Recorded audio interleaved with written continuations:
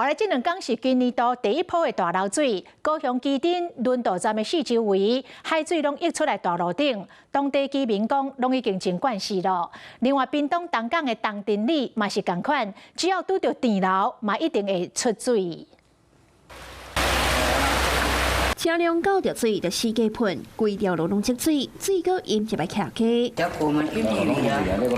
阿嬤透天厝車道攏是水，閣流入去灶骹。窗仔攏佇遐鋪的。面盆啊鋪佇水邊，阿嬤講邊啊拄着大流，水就來啊。新鮮的啊，攏歹啊。大門已經生鏽，面對安尼狀況，阿嬤真無奈。這無多啊，拄着積水的，那阿嬤引導。隔壁另外一個阿公引導嘛同款。走回去，傷清啊，歹處理啊。積水不方便，甲來當等水退才會當出門。是講愛上班的，迄都無法度。啊，啥人食陰嘛？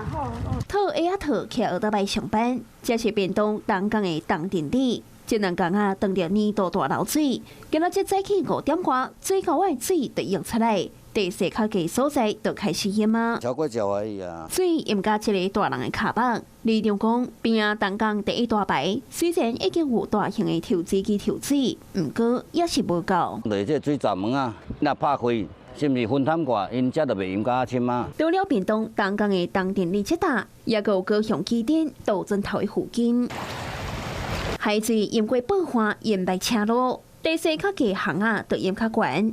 當地居民講，因攏已經慣勢啊。這漲潮，初一十五這漲潮嘛，每一年一個月。規個積水的狀況是一直到早起8點外才豆豆提起。